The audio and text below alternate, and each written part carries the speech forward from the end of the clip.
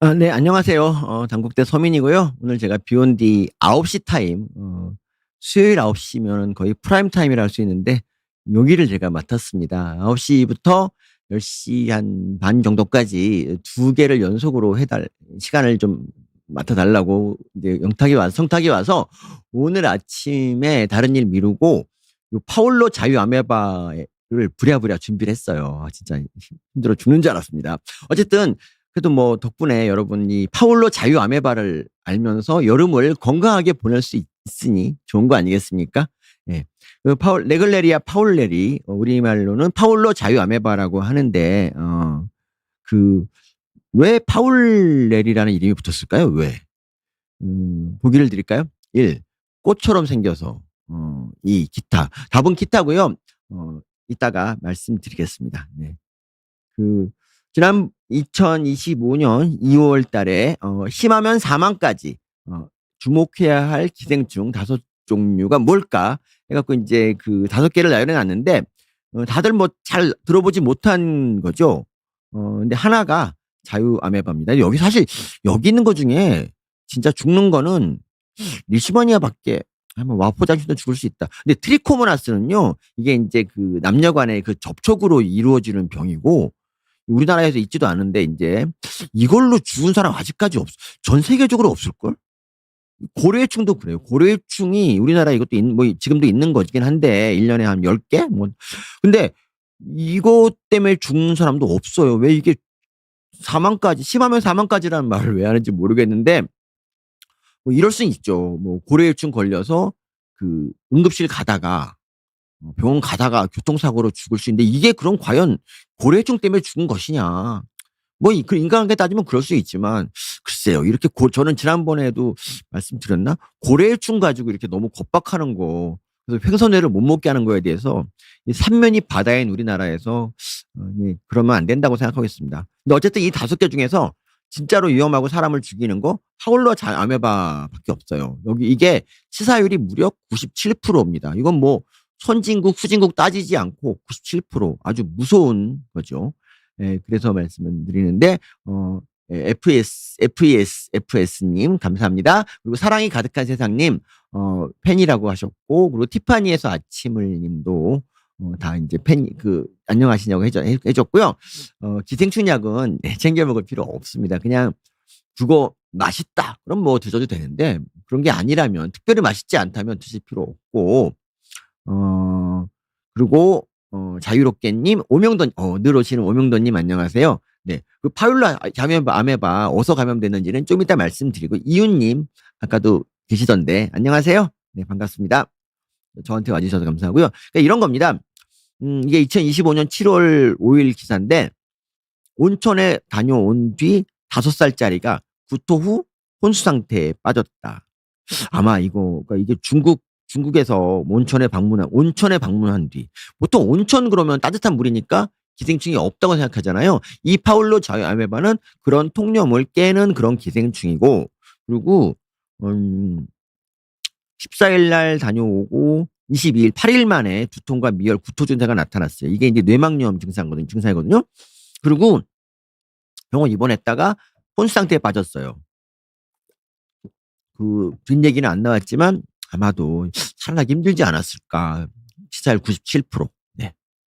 그래서 병원 측이 뭐라 하냐면 이거는 파울로 자유아메바다라고 이제 검사 결과가 나왔고 이제 뇌수막염을 일으키는데 정말 신기하게도 따뜻한 담수에서 번성합니다. 그리고 이게 그 주요 경로는 좀 이따 계속 반복적으로 말씀드리겠지만 코를 통해서 들어가요. 코를 통해서. 그러니까 뭐 온천 가서 얼굴을 푹 담궜을 때 그때 들어간다고 할 수 있죠.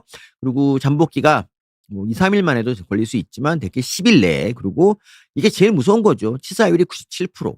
하지만 이게 사람들한테 잘 알려지지 않는 이유는 주로 이제 여름철 한철만 발생하고, 그리고, 전 세계적으로, 381건, 37년 버지니아도 있었구나. 381건의 감염 사례. 그러니까 400건 정도밖에 안 되는 거죠. 그러니까 뭐, 한 80년 동안, 한 50년 동안, 60년 동안 400건이면 1년에 10건이 안 되는 거죠. 어쨌든 그렇고, 미국에서, 좀 있었고, 아직 치료법이 있긴 있는데 이게 확립돼 있지 않다는 건 좀 이따 말씀드릴게요. 우리나라에서도 이 사망 사례가 존재한다고? 이거에 대해서 좀 말씀드릴게요. 이게 이제 최초로 발견된 게 제가 이게 제 조사에 의하면 1961년 이제 한 명 걸렸고 65년에 3명 걸렸던 이 호주에서 이 세계 최초로 발견된 거고요. 이 사망자는 모두 물놀이를 했던 아이들이었고 그리고 어 뇌수막염으로 숨졌습니다. 뇌수막염도 무조건 죽는 거 아니고 그냥 적절한 치료를 하면 이제 살았을 텐데 이때는 항생제가 좀 있었나 모르겠는데 아마 인제 그 뇌수막염 그러면 인제 뭐 바이러스 아니면 박테리아인데 그 인제 주로 인제 세균에 대해서 치료를 하거든요. 근데 이건 원인이 다른 거지. 항생제에 안 듣는 그런 파울로 자유아메바에 의한 뇌수막염이기 때문에 이거는 이제 진단이 늦으면 바로 사망하는 거예요. 그러니까 우리가 보통 보면 왼쪽에 있는 게 바로 인제 그 이질아메바라고 기생충에서 되게 유명한 그런 아메바인데요. 이건 인제 뭐 설사와 피똥을 싸게 하는 그런 기생충인데 이거하고 달리 오른쪽에 좀 이거랑 완전히 다른 뭔가 좀 그로테스크하게 생긴 그런 아메바 있지 않습니까? 이게 그 뭐 뇌에서 또는 이제 뇌 척수액에서 이런 게 인제 발견됐다 그러면 인제 이게 진단이 되는 건데요. 이렇게 생겼습니다. 네. 그 뭔가 크기는 굉장히 작아도 이 꿈틀꿈틀거리는 게 좀 징그럽잖아요. 그러니까 이 러브버그 같은 것도 이거 러브버그는 기생충은 아닌데 러브버그가 무서운 이유가 이 움직이는 그런 벌레들이 막 때로 막 덤비잖아요. 이렇게 모여 있으면 되게 징그럽잖아요. 근데 이것도 이렇게 모여서 꼼지락거리는 거 얼마나 징그럽습니까. 그쵸? 그리고 더구나 이건 치명적이니까 이 러브버그보다 훨씬 나쁜 애들이 할 수 있죠. 최초 발견자가 그러니까 왜 파울러 자유아메바라는 이름이 붙었냐 하면은 최초 발견자가 이 말콤 파울러예요, 파울러. 그리고 로드니 카터랑 같이 인제 발견했는데 그래서 파울러 자유아메바가 됐는데 여기서 이런 질문을 할 수 있죠. '그럼 카터는 뭐지?' 제가 보기에 카터는 좀 끝발이 좀 낮거나 뭐 이게 좀 높은 나이가 좀 많거나 그래서 빠진 게 아닌가. 그리고 우리 인제 그 후학을 위해서도 카터는 빠지는 게 좋아요. 왜냐하면 카터가 인제 너가 카터까지 해 갖고 뭐 네글레리아, 파울러리 카터 이러면 진짜 너무 힘들잖아. 우리 말하기도 어렵고. 그래서 카터의 양보에 대해서 우리가 평가해 줘야 되고요. 어쨌든 이게 그 자유아메바 그러니까 자유라는 말이 붙은 이유가 뭐냐. 자유아메바는 원래 인제 모든 기생충은 그 필수적으로 자기 일생에서 얼마 정도 기간 동안 그 기생 생활을 해요. 이 아까 말한 그 이질 아메바도 물속에 있다가 인제 걔네들의 목표는 물속에 있다가 사람에게 들어와서 거기서 증식하고 이러는 게 목표거든요. 그래서 사람에게 인제 들어와서 감염을 일으키는데 이 자유아메바는 원래는 사람에게 감염될 마음은 그렇게까지 많진 않아요. 그냥 물속에서 자유롭게 살아요. 그런데 어 사람이 인제 와서 자기가 사는 거주 공간을 인제 흐트러뜨렸을 때 방해했을 때 이 평화로운 삶을 방해했을 때 그때 사람에게 들어가서 인제 들어가기 때문에 그러니까 얘네들이 일생에서 사회생활 그러니까 기생 생활을 안 하는 애들도 많이 있거든. 근데 인제 어쩔 때 때에 따라 사람이 옆에 있을 때만 들어가기 때문에 근데 인제 이것이 파울로 자유아메바라고 이름이 붙었습니다. 예. 이윤 님께서 장문의 글을 쓰셨는데 호텔 운영하시는구나. 근데 수영장은 기본적으로 수질 검사를 자주 하고 화학약품도 들어오고 그러는데 사람 몇 명이 들어오면 변 찌꺼기가 나온다. 그렇죠. 근데 변으로 죽진 않잖아. 그러니까 파울로 자유아메바가 더 악질인데 놀랍게도 그 일반 수영장에도 이게 그러니까 뭐 워터파크 있잖아요. 호텔 수영장에서는 아직까지 감염자가 없는데 워터파크에서 이게 걸린 적이 있더라고요. 그리고 자유롭게 님 그러니까 온천도 잘 청소를 안 한다던데 이게 청소하고 이게 관계가 꼭 있는지는 잘 모르겠어요. 근데 물론 청소를 열심히 하면은 뭐 좀 낫겠죠. 근데 어쨌든 정말 미스테리한 애들입니다, 이게. 그래요. 근데 어쨌든 파울로 아메바가 몇십 년 동안 인제 그 감염내가 쌓이면서 이제 알려진 특징이 있어요. 얘네들은 물속이나 습한 흙에서 자유 생활을 합니다. 그리고 그러니까 주로 이제 호수나 강, 온천에 사는데 주로 좋아하는 온도는 25도에서 46도 정도 따뜻한 물을 좋아하는 걸로 알고 있고, 아까 말씀드린 대로 웅덩이에 그냥 조용히 들어가는 게 아니라 이렇게 막 점프해서 다이빙하고 막 이러잖아요. 이러면 이제 그때 애들이 들어가고, 특히 이제 뭐 뛰어들면서 코로 이제 물이 들어갈 때 그때 같이 들어가는 거야. 그래서 뇌수막염을 일으킵니다. 뭐 일단 발병했다 그러면 진행이 워낙 빠르기 때문에 빠른 진단으로 치료를 하지 않으면 어렵다. 근데 이게 보세요, 여러분. 그 의학이라는 거는 이 불확실한 거에서 출발하거든요. 이 사람이 뭐 때문에 뇌막염이 걸린지 몰라. 그럴 때 어떻게 치료해야 할까요? 제일 흔한 걸 가지고 치료하죠. 제일 흔한 거. 제일 흔한 게 박테리아니까 보통 이제 뭐 엠피실린이라든가 뭐 이런 무슨 세프계 약 이런 거, 이런 항생제를 쓴단 말이야. 일단 쓴단 말이야. 급하니까. 그런데 여기서 파울로 자유아메바는 전 세계에서 지금까지 60년 동안 400네밖에 발생하지 않은 거예요. 그러니까 이거는 그 순위에서 한참 밀리는 거지. 그래서 이거 진단이 나올 때까지 이제 기다렸다가 차 이거구나 하고 치료하면 늦다는 거죠. 그래서 먼저 자유아메바, 일본 온천 얘기, 청소랑은 관계가 별로, 청소는 다 기본적으로 비슷하게 하지 않나요? 근데 어쨌든 이게 뭐 정말 재수 없으면 수돗물에서도 나올 수 있기 때문에 수돗물을 채워놨을 때 굴로 들어갈 수도 있는 거지. 그리고 주말 농사, 상추, 채소 심는 밭에도 근데 이게 아직까지 우리나라에서 이게 거의 발견된 적이 없어요. 거의. 제가 원래 없는 줄 알았는데 우리 학계에서, 기생충 학계에서는 우리나라 없다고 알고 있었는데 그냥 논문 찾다 보니까 뭐 한 번 이렇게 발견된 적이 있더라고요. 좀 이따 말씀드릴게요. 그래서 이제 파울로 아메바는 주로 이제 어디서 발견되느냐? 미국의 옐로스톤이라고 있지 않습니까? 옐로스톤은 정말 지구의 미스테리 중에 하나인데, 사실 저는 한 번도 안 가봤는데 진짜 옐로스톤이 진짜 노랗더라고. 이렇게 생겼어요. 여기서 막 물이 펄펄 끓고, 이제 화산이 이게 뭐 터지기 직전인가? 뭐 제가 이렇게 막 뜨거워서 연기가 나더라고. 근데 이 옐로스톤에도 자유아메바가 살아요. 그러니까 45도까지 물을 좋아하지만 그 이상의 고온에서도 살 수 있는 정말 신기한 기생충. 대부분의 기생충이 60도, 50도 이상이면 다 죽거든요. 근데 이 파울로 아메바는 정말 미스테리한 애들이고요. 이런 물에서 어떻게 살지? 정말 신기한데. 근데 이 옐로스톤이 우리에게 안겨준 선물이 뭔지 아세요, 여러분? 여러분, 코로나19 징그럽게 길었던 그 코로나 사태 당시에 우리가 이거 진단을 뭘로 했죠, 여러분? 그때 들어봤죠? PCR이라고, 이제 이게 DNA를 막 증폭하는 뭐 그런 거잖아요. 근데 여기서 이제 증폭할 때 이 3단계 증폭을 하거든요. 이제 두 개를, DNA 두 가닥을 이렇게 갈라놓고, 그리고 이제 하나에다가 이제 표시를 딱 한 다음에 여기서 이제 막 연기를 막 붙이는 과정인데, 여기에 DNA 중화효소, 요게 DNA 중화효소가 이제 들어가요, 여기에. 근데 이게 72도 정도에서 이걸 하거든요. 72도에서 DNA 중합이 제일 잘 일어나기 때문에 72도로 맞춰놓고 DNA 중합이 효소가 들어간다고.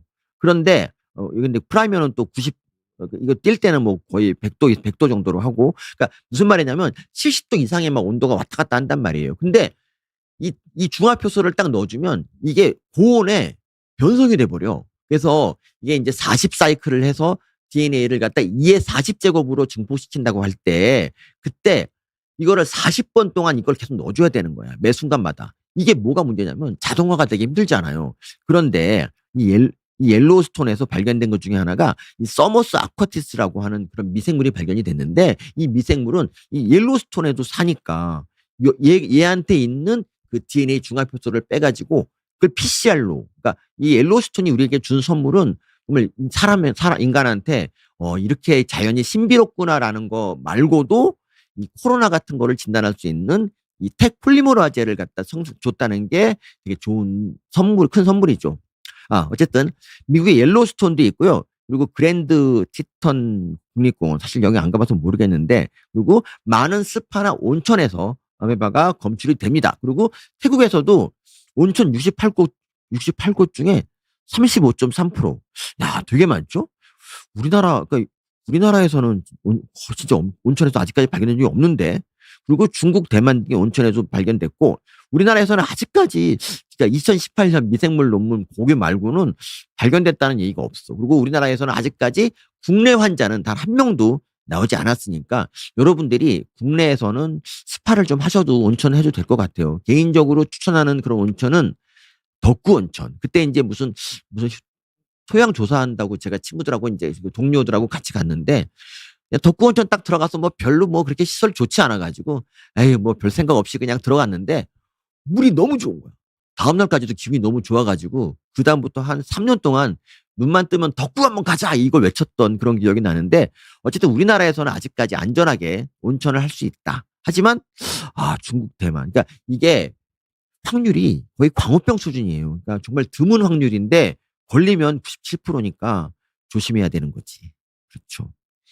어쨌든 발생 빈도 지금까지 400건 이상이 발견됐다고 이 구글 AI가 말해줍니다. 그리고 이거는 미국이 제일 많이 발생하고 뭐 파키스탄, 호주 이런 나라에서 발생하는데 근데 이제 제가 생각하기에 이게 뇌수막염에 걸려 죽잖아. 그러면 이제 죽고 나서라도 그 뇌척수액이나 뇌 조직에서 이 아메바를 발견해야 되거든요. 근데 이거를 진단 못해서 어쩌면 아주 이제 병원에 가지 못해서 죽는 사람도 있을 거고 그래서 이거 실제는 이거보다 그러니까 이 미국 정도 되는 나라, 미국, 호주 정도 되는 나라는 파키스탄 정도 되는 나라는 그 이런 뇌척수액에서 이 아메바를 진단할 수 있지만 그렇지 못한 나라도 있을 거고 그런 나라들에서는 이걸로 죽어도 그냥 뭐 뇌수막염으로 죽었구나라고 생각하고 말 거 아니겠어요? 그렇습니다. 미국이 전체의 41%, 파키스탄 11%, 멕시코가 9%입니다.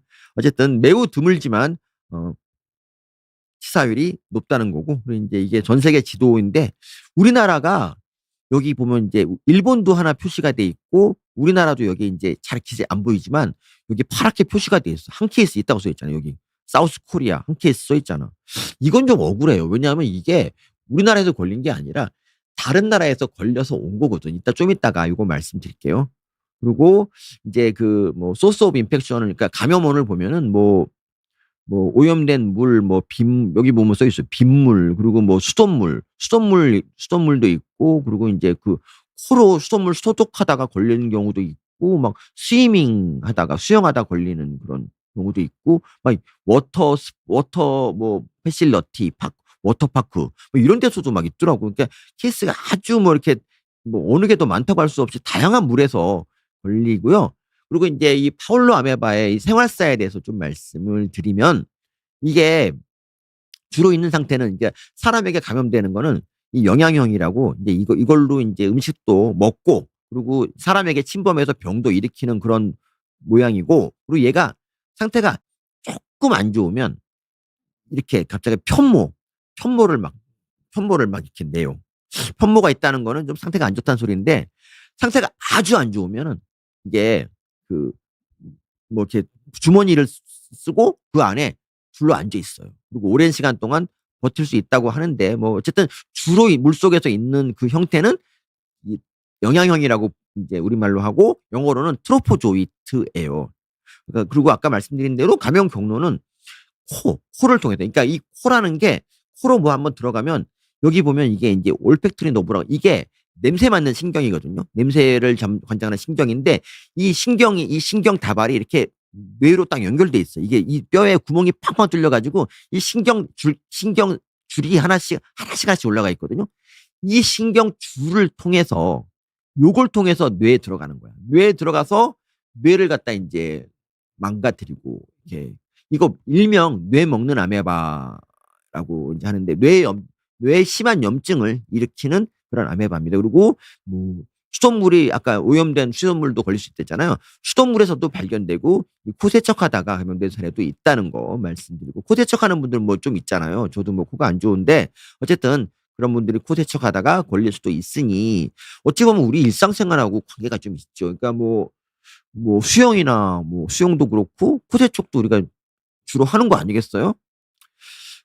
뭐 미국 사례 잠깐 보면은 뭐 미국의 그 뭐 레크레이셔널 와터 이게 뭐 이제 저기 뭔지 몰라서 찾아보니까 뭐 물장구, 물놀이, 수영 등 레크레이션 활동을 하는데 무리고 멋지고 자연적인 호수나 강뿐 아니라 수영장, 워터파크 같은 그런 것도 레크레이션 워터라고 하더라고. 근데 여기서 많이 걸리고 두 명은 아까 말씀드린 것처럼 수돗물로 코 세척하다 걸리고 한 명은 슬립 앤 슬라이드라고 뭐 요렇게 다이빙하다가 뭐 이렇게 미끄러지다가 걸리는 경우도 있다더라고요. 그리고 한 케이스는 또 분수대에서 걸리는 사람도 있더라고요. 이게 인제 그 레크레이셔널 워터의 그 구글 사진입니다. 네. 그리고 이거 그러니까 인제 2022년에 인제 이런 뉴스 나왔더라고요. "비염에 좋다는 코 세척, 잘못하면 이 병 얻는다." 그런데 이거는 그러니까 그 이걸 통해서 얻는 이득과 위험의 관점에서 봐야 되는 게 코 세척해서 걸린 사람이 지금까지 전 세계에서 두 명밖에 안 되는데 그렇다고 해서 뭐 코 세척하는 사람들한테 이렇게 공포감을 심어줄 필요가 있나 싶어요. 근데 어떤 분이 여기에서 이렇게 말씀하십니다. 이게 따뜻한 강물에 사는 아메바인데 수돗물에서는 살충제로 인해서 아메바가 살지 못하는데 이렇게 협박하는 기사를 써도 되겠냐. 강물로 코 세척을 하지 않는 한 수돗물로 걸리지 않는다라고 이제 썼는데 사실 이것도 틀린 말이죠. 실제로 이제 그 2023년 기사 수돗물로 코 세척했다가 뇌 먹는 아메바의 또 사망. 그래서 인제 그 플로리다 살럭 카운티의 한 주민이 수돗물을 사용해서 부비강 인제 세척 이게 인제 뭐 축농증 있는 사람도 많이 쓰고 그러는데 비염 있는 사람도 쓰고 근데 이걸 통해서 걸렸대. 그래서 이럴 수도 있구나 싶어요 사실은. 네. 네.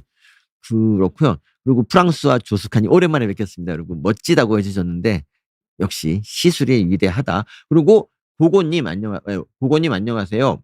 그 수영장이나 계곡에서 놀다가도 감염될 수 있나요? 예, 그렇습니다. 바로 그거죠. 바로 지금 그 말씀 제가 드린 건데 우리나라는 물이 그렇게 뜨거운 물이 별로 없지 않나요? 우리나라 물이 뭐 여름에 해 봤자 뭐 몇 도 되겠습니까? 뭐 10 몇 도 다 그 정도지. 그래서 우리나라에는 아마 수영하다가 걸리는 경우가 없을 거고요. 그러니까 주로 아시아권에서는 주로 온천하다가 걸리는 사람이 많더라고요.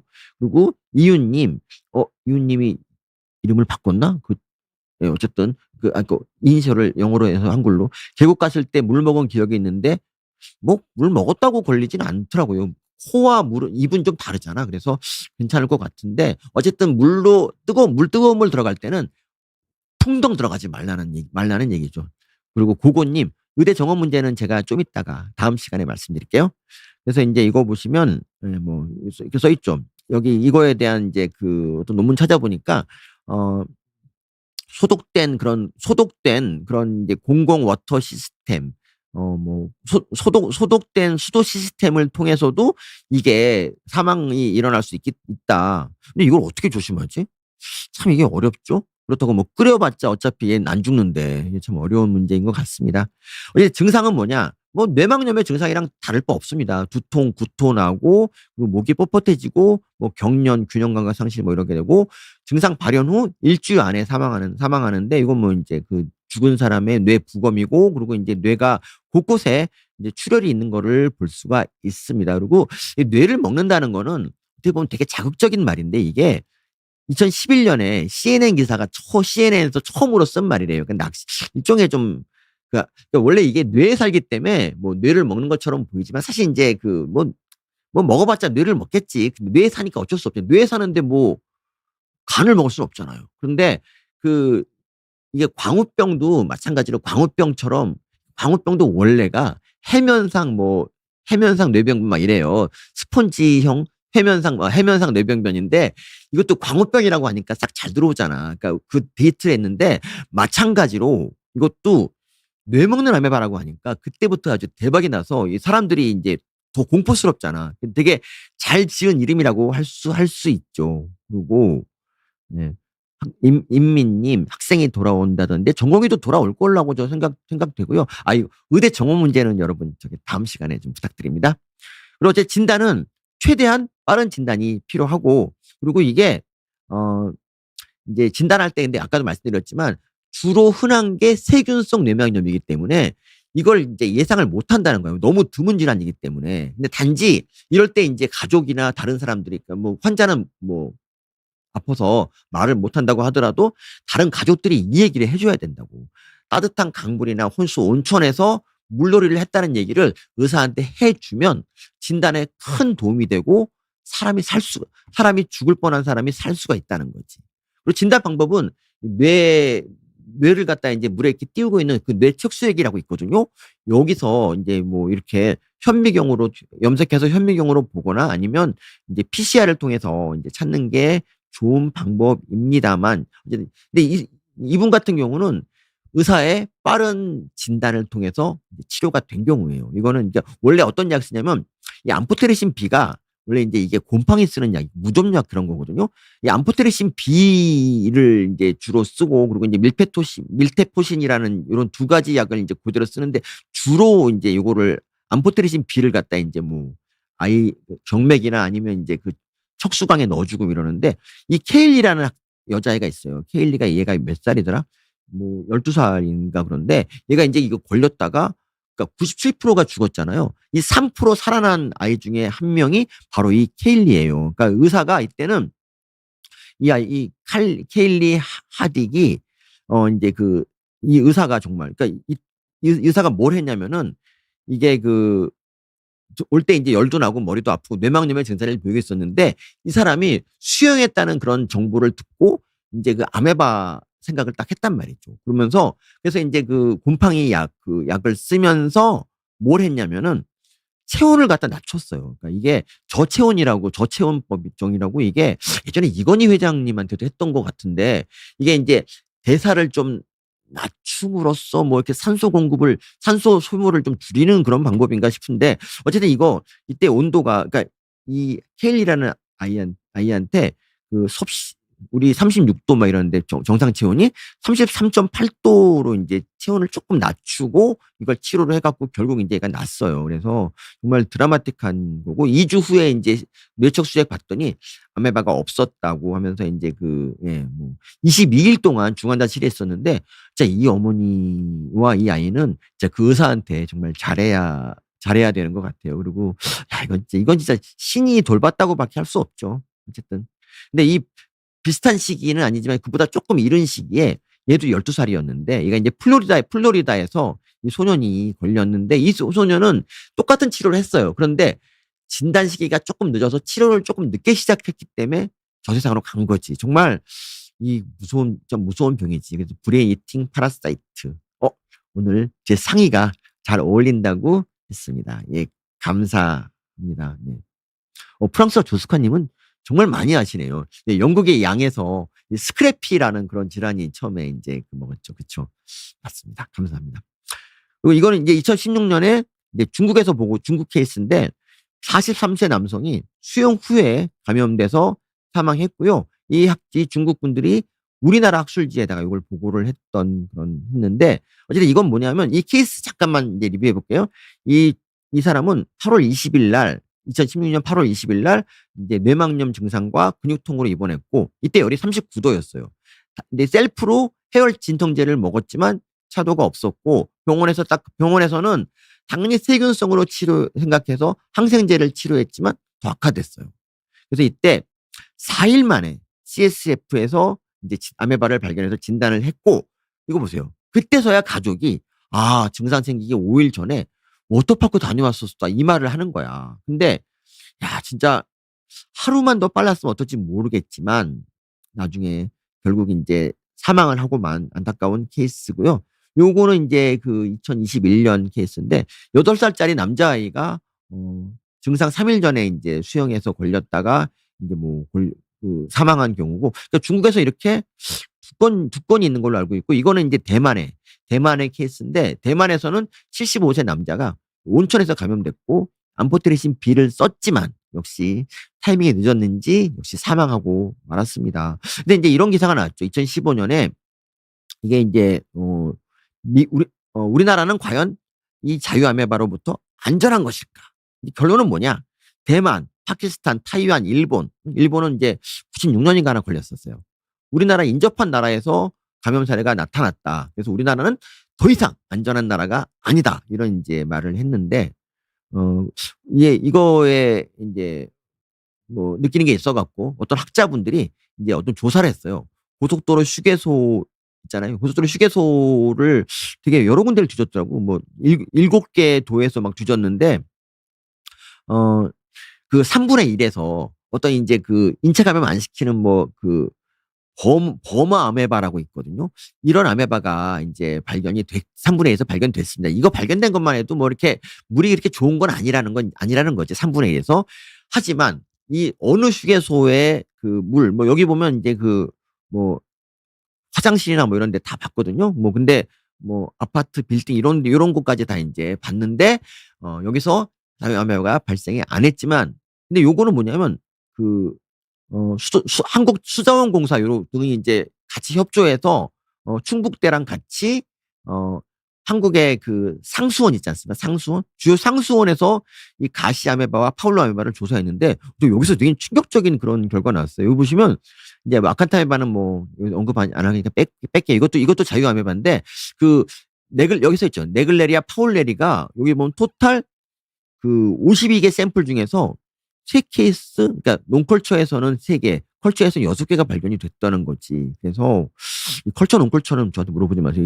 이게 그 PCR하는 뭐 방법인가 뭐 그런가 봐요. 근데 어쨌든 여기서 이렇게 발견이 됐다는 거야. 그러니까 우리나라도 정말 안전하지 않다. 그러니까 이거 요약을 보면은 52개 상수원 중에서 뭐 6개 치료해서 검출이 됐대요. 그러니까 컬처드에서 6개 치료해서 검출이 됐고, 주로 여름과 가을에 검출됐고, 그렇기 때문에 한국의 상수원에도 이게 존재한다. 그러니까 우리나라도 사실 이 자유아메바로부터 안전하지 않다는 얘기죠. 그래서 이거 예방을 어떡하느냐. 그렇다고 물에 안 들어갈 수는 없죠. 근데 뭐 호텔 수영장 같은 데서는 뭐 아직까지 발견된 적이 없기 때문에, 아니다 뭐 아까 뭐 보니까 레크레이션 워터는 다 된다 그랬으니까 이것도 알 수 없지만, 어쨌든 물이 시원하면, 물이 차면은 애들이 일단 그 영양형으로 있지 않고 있어도 시스트 형태로 있기 때문에 저는 글쎄 이거 안전하다고 보고요.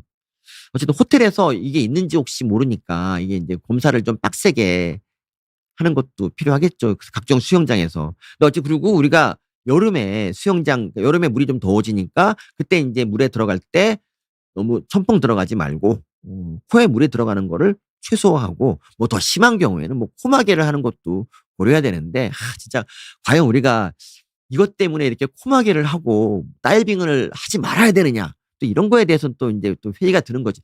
워낙 케이스가 없고 우리나라에서는 아직까지 이게 발견되지 않았기 때문에. 그래서 특히 인제 따뜻한 물, 온천 이런 데 온천 갈 땐 굳이 다이빙하지 말고 조용히 들어가는 게 필요하다고 생각하고요. 이거는 인제 뭐냐면 제가 인제 이건 그거예요. 그러니까 미국에서, 그러니까 뭐 인제 우리가 자유아메바 무서워. 뇌 묻는 아메바 너무 무서워."라고 말하지만 진짜 무서운 게 뭔지 아세요, 여러분? 이거잖아.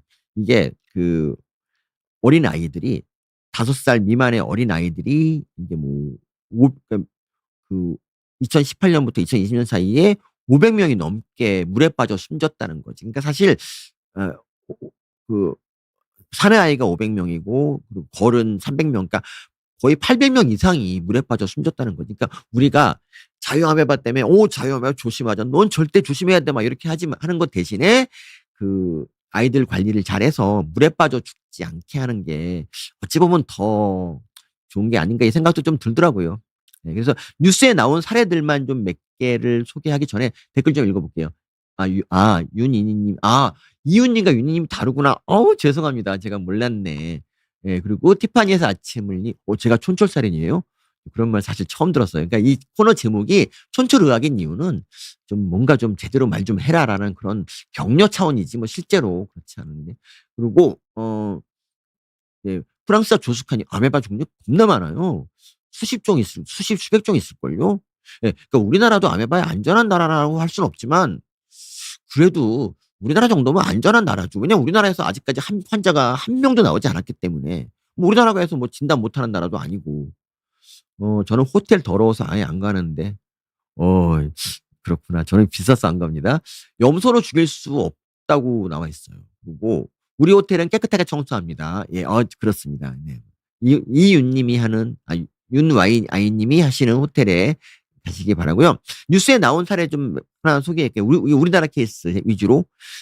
이건 인제 뭐냐면, 이거는 인제 작년 7월 기사고, 그러니까 해마다 여름마다, 그러니까 지금 옛날 기사 뒤져보면 이 여름에만 꼭 이런 기사가 나요. 그래서 2024 년에는 이스라엘에서 26세 남성이 이제 사망했고, 인제 이스라엘에서 수영을 했다. 그리고 인도에서 14세 소년이 연못에서 수영을 하다가 이 기생충에 접촉해서 사망한 적이 있고, 그리고 인제 이런 물에서 했나 보죠.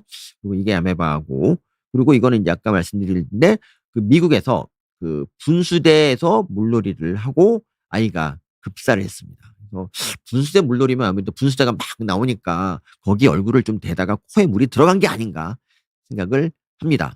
예. 그리고 이거는 2023년 케이스인데, 이건 네바다주.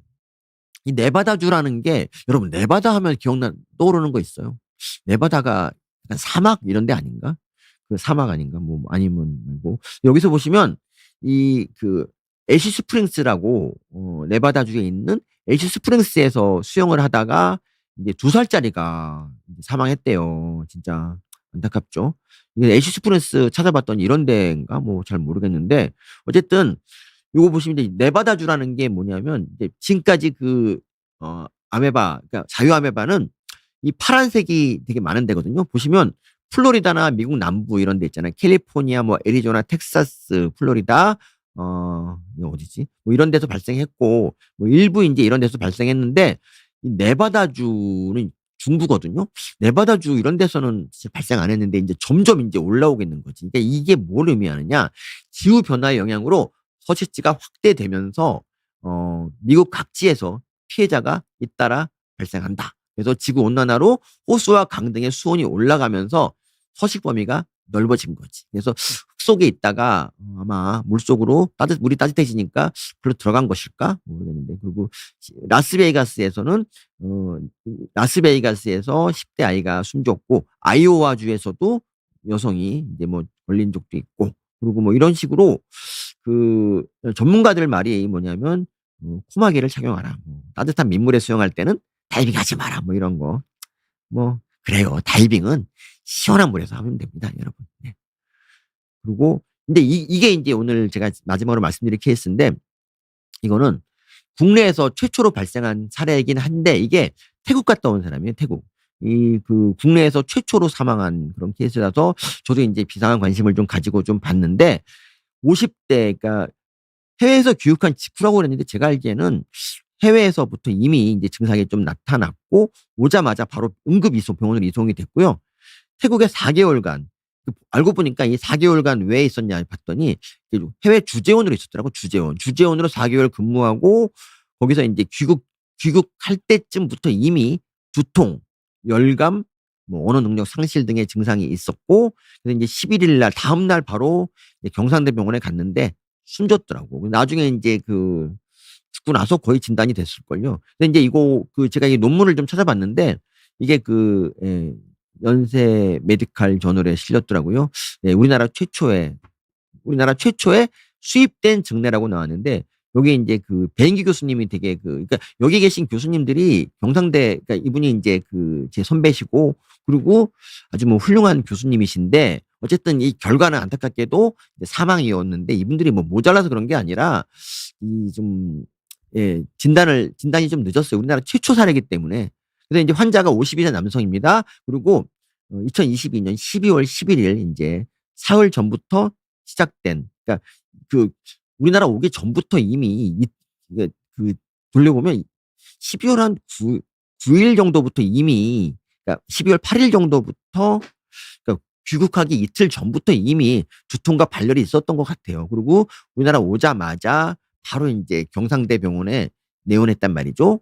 그리고 이제 이학적 검사에서 목이 좀 뻣뻣했고요. 목이 뻣뻣하다는 거는 이제 여기 뇌에 막이 있거든요. 요 막이 염증이 있을 때 이 목이 좀 뻣뻣해요. 뻣뻣한 증상이 나타나는데, 그리고 커닉 사인 양성, 이거 똑같은 말이에요. 커니그 사인은 이게 무릎을 이렇게 딱 펴지 못하는, 무릎을 펼 때 너무 아파 가지고 뭐 펴지 못하는, 이게 인제 뇌에 염증이 있을 때 생기는 거거든요. 그래서 이런 거가 양성이 나왔다. 그리고 인제 뇌척수액을 인제 검사를 했어요. 그랬더니 일단 뇌척수액은 원래 맑은 생수처럼 맑아야 돼. 근데 혼탁하고 노란색이에요. 그러니까 뭔가 잡스러운 게 많이 있다는 얘기죠. 그리고 백혈구 같은 것도 늘어났고, 적혈구는 원래 없어야 되는데 적혈구도 있어. 그리고 단백질이 막 늘어났다는 거는 여기서 뭔가 몰려와서 뭔가 죽고 죽이고 했다는 소리 같죠? 그리고 얘네들이 싸우느라고 원래 뇌가 무게에 비해서 포도당을 되게 많이 쓰는 조직이거든요. 근데 이 포도당이 뇌척수액에 거의 없어. 이건 뭐냐? 다른 잡스러운 것들이 이 포도당을 다 썼다는 얘기예요. 그래서 이게 인제 왼쪽 이건 구글 사진인데 왼쪽에 있는 게 정상 뇌척수액이고 이게 인제 염증이 있으면 이렇게 노랗게 소변 비슷하게 이렇게 되거든요.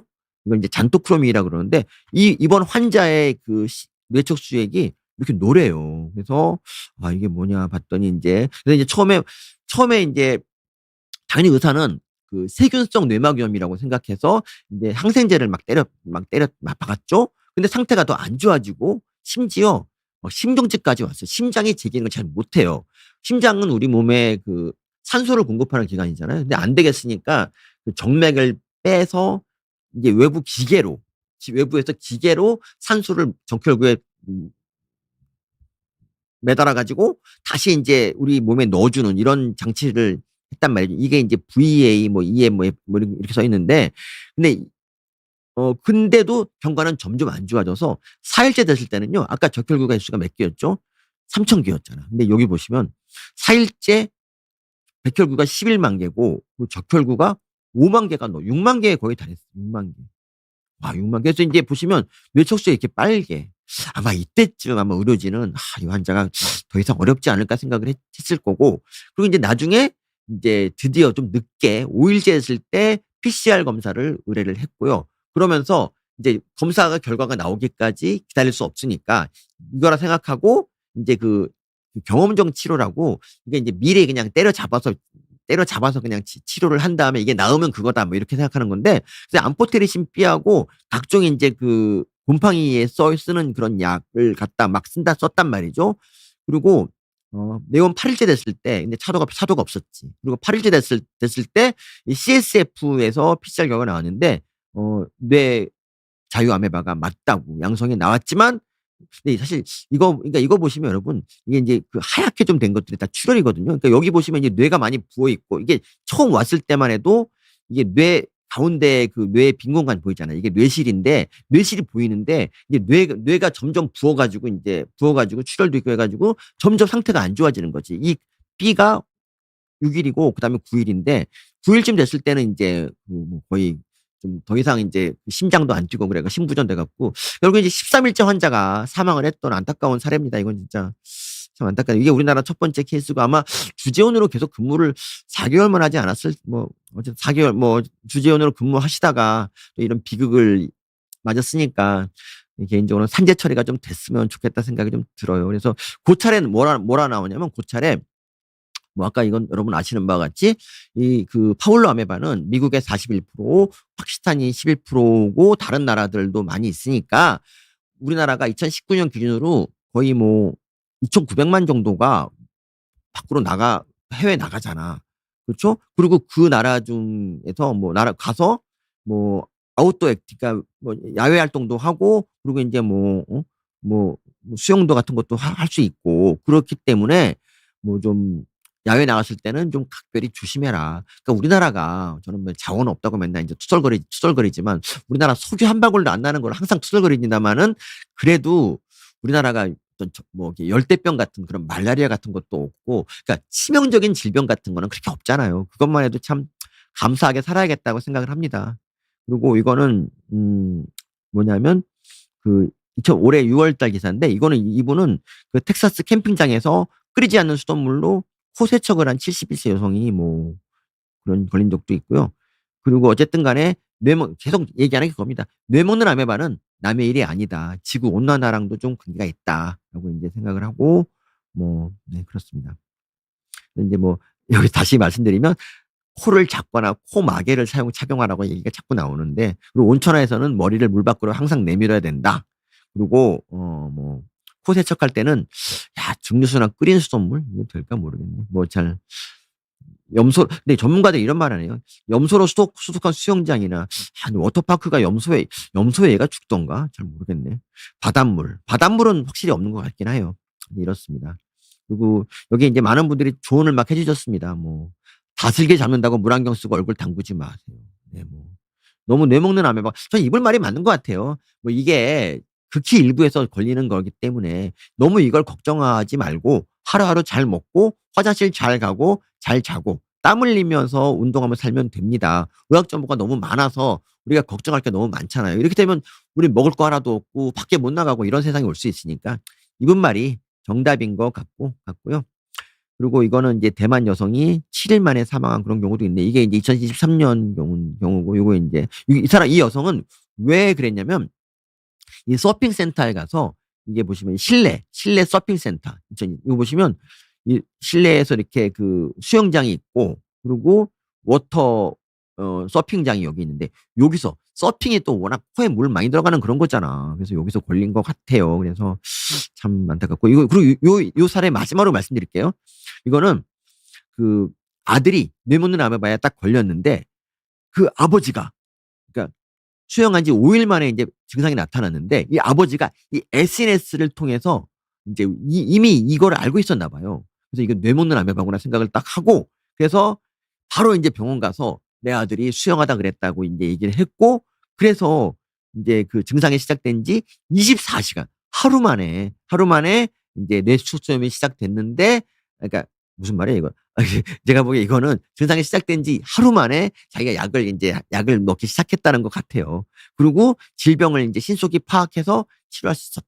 그래서 만약에 수영을 그러니까 이게 치료약이 없는 게 아니라 빨리 치료하면 나을 수 있기 때문에 여러분 이거 꼭 명심하시고 그냥 수영장 후에 뇌가 아프다 그러면 꼭 한번 뇌척수 파울로 아메바의 가능성을 한번 꼭 생각해 주시면 좋겠습니다. 네. 그리고 3일 만에 상태가 호전돼서 퇴원했다고 하니까 이런 아버지처럼 우리도 그러니까 좀 부모들이 많이 알아야 되고 뭐 본인도 많이 알아야죠. 그쵸? 네. 그래서 요거는 여기서 마치고 W님 제 길고 하는 글도 잘 읽고 있다고 감사합니다. 그 라스베가스가 이 네바다에 있나요? 제가 잘 가본 적이 없어 가지고 어쨌든 제가 티파니에서 아침을 님이 "위트가 넘친다."고 하셨는데 진짜 고맙습니다. 네. 그리고 락스 표백제 그러니까 염소에 그러니까 아까 보면 디스인펙턴트 워터에도 이게 있다 그랬거든요. 그래서 잘 모르겠어요 제가. 안심할 수 없고. 그리고 자 인제 오늘 원래 하려고 했던 게 바로 이거죠. 의대 학생들이 여러분 돌아온다고 선언했습니다. 그래서 요거에 대해서 의정 갈등이 인제 드디어 끝났다. 근데 하지만 인제 그 남은 숙제 지난번에도 제가 의대 증원으로 인해서 인제 그 모두가 패자가 된 그런 거라고 했는데 이거는 인제 의대생에 좀 초점을 맞춰서 한번 얘기를 해 볼까 합니다. 네. 어 이거 정말 반가운 소식이었어요. 저는 7월 14일 날 의대생들이 이제 복귀를 선언했고 그리고 인제 이게 작년 2 월부터 시작됐으니까 정말 17 개월 만에 이제 드디어 출구가 생긴 거죠. 그래서 오늘 내용은 뭐냐? 의정 갈등의 이제 본질과 인제 그 후유증 특히 의대생들을 중심으로 좀 알아볼게요. 의정 갈등의 본질은 무엇이냐? 의정 갈등의 본질은 뭐 이게 인제 조규영 복지부 장관이었는데 이거는 인제 그거죠. 의정 갈등의 본질은 한마디로 정의하면 이거예요. 젊은 의사들이 빡친 거예요. 그러니까 이게 어쨌든 열심히 공부해서 의대에 들어왔는데 의대 증원으로 인해서 미래 소득이 줄어드는 거에 대한 그런 빡침으로 인해서 진짜 난 이런 게 인제 이걸로 나타났죠. 그래서 그 기존 의사들 개업의들이나 대학병원 의사들 다 진료 계속했습니다. 하지만 의대생과 전공의가 학교와 병원을 떠난 거죠. 의대생이 위급한 거는 이건 미래의 커다란 문제입니다. 이거는 그 새로운 의사가 이제 배출되지 못하는 거죠. 그래서 정부가 인제 휴학을 막기 위해서 온갖 강압적인 방법을 다 동원했지만 실패했고 결국 그 3,000명 정원 중에 269 명만이 의사고시를 보고 의사가 됐죠. 전년 대비 8.8%. 뭐 이게 무슨 어떤 큰일을 할 때 있지 않습니까? 더 큰 목표를 위한 일보 후퇴 이런 거가 이런 거일 수도 있는데 결과는 전혀 그렇지가 않죠. 이거는 그냥 아 큰 정책의 실패라고 할 수 있겠죠. 근데 현실적인 문제 그러니까 의대생은 쪼끔 미래의 위험이었다면 전공의사직은 현실적으로 더 큰 문제였어요. 왜냐하면 이 대학병원이 어떻게 보면 전공의들이 인제 우리 뭐 주 52 시간을 얘기하지만 전공의들은 보통 인제 주 100 시간을 하고 있었거든요. 주 90 시간, 100 시간을 하고 있었고 인제 요새 좀 뭐 주 52 시간이 점점 이제 강화되면서 전공의들은 주 80 시간이 인제 됐어요. 사실 주 80 시간도 뭐 더 하는 과도 많고 이제 여러분 우리 같은 사람들에 비하면은 훨씬 더 많은 노동을 인제 하는 거잖아. 얘네들이 전공의들은 근데 배우는 과정도 포함된다고 해 가지고 환자를 보면서 허드렛 일을 하지만 월급을 그렇게 많이 받지 않아요. 그렇기 때문에 이 전공의들이 사실 대학병원의 이 경영 상태를 좋게 해 주는데 거의 1등 공신이었던 거예요. 그러니까 우리 상급 종합병원 그러니까 전공의를 부리는 상급 종합병원은 사실 전공의의 값싼 노동력에 빚을 지고 있는 거지. 그런데 이 전공의들이 그만뒀다? 그러니까 병원이 안 돌아가기 시작하지. 그래서 환자 진료가 지연되고 환자 진료가 지연되면 원래 10명 볼 거를 5, 7, 8 명밖에 못 보게 되니까 병원 수입이 당연히 감소하죠. 그리고 이 부담은 또 누구한테 오냐면 나이 든 교수한테 오는 거지.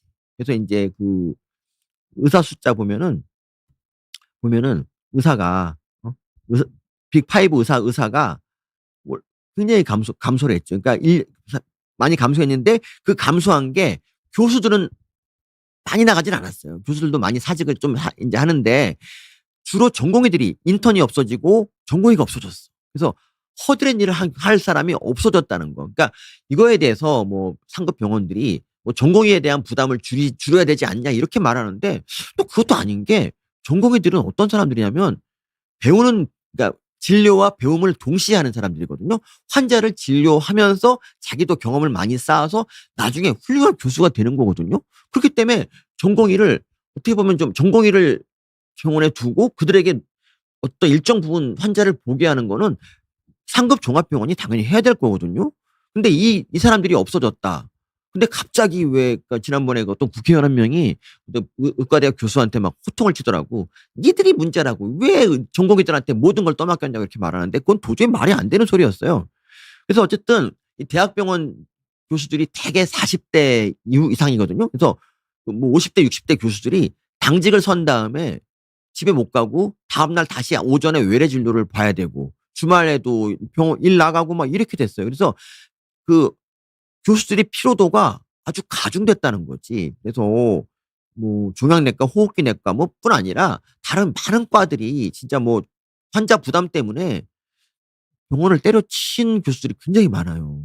그러니까 사명감이 엄청나지 않았으면 이거를 못 하지. 왜냐하면 교수 그만두고 나가면 이거보단 돈 더 벌고 그러는데도 그냥 남아 있지 않습니까? 어쨌든 이 전공의들이 빠진 공백을 나이 든 교수들이 이제 메웠는데 근데 이 인력난이 제일 심했던 데가 필수과지. 특히 필수과. 가뜩이나 필수과는 그때 필수과는 뭐 원래 전공의가 많지도 않았지만 그나마 있는 전공의가 다 나가 버렸어. 그래서 인력난 그러니까 특히 인제 빅5는 그래도 필수과에 몇 명이라도 있었거든 전공의들이. 근데 이 사람들이 모두 나간 거예요. 그래서 인력난이 더 심했고 그래서 이런 일이 벌어졌습니다. 산부인과에 그러니까 빅5 병원에 일할 사람이 없어요. 전문의가 없어. 그래서 동네 병원이라고 하는 이제 일자 개업이 분들을 병원으로 모셔와서 그러니까 봐봐요. 개원과 상과 전문의를 긴급 수혈해서 좀 환자 좀 봐 달라고.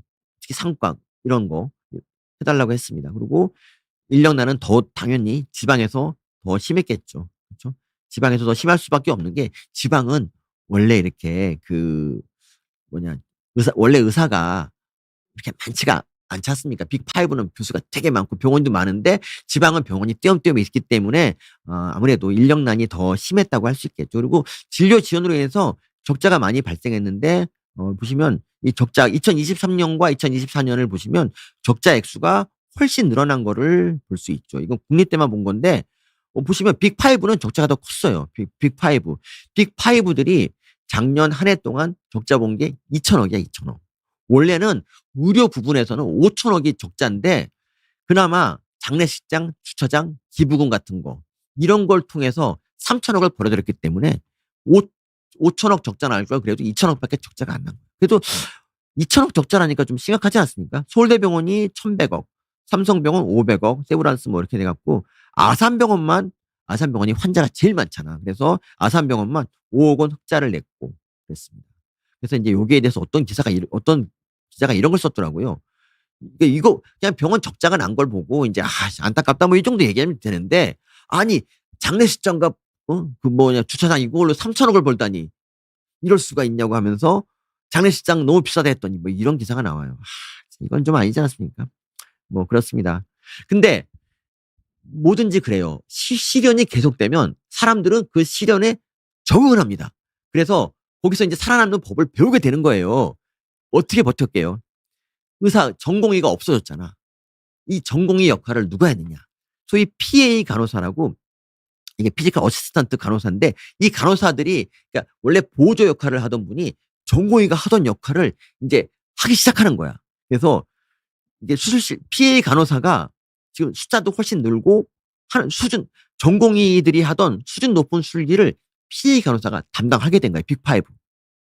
그러니까 빅5 사직 전공의 대신에 PA 간호사가 했고 앞으로 이런 현상이 더 심해지지 않을까? 심지어 그러니까 이 저기 병원이 계속 적자를 보다가 PA 간호사가 완전히 인제 자리를 잡고 나서부터 보세요.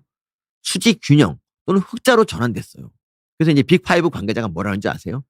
전공이 없는 병원이 불편했으나 이제는 의사 간호사가 적응하고 있다. 근데 이게 여러분 이런 것처럼 좋은 걸까요 과연 이게? 이거 보세요. 의사 없어도 병원들 운영되네?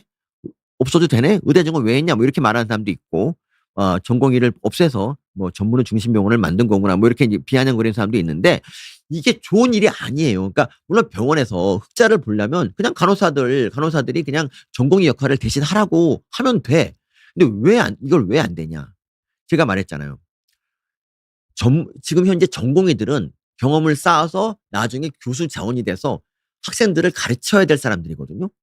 우리나라에서 교수가 있어야 되잖아. 그런데 전공의가 할 일을 PA 간호사가 하고 이게 고착화돼서 전공의가 일을 거의 안 하고 교수가 된다?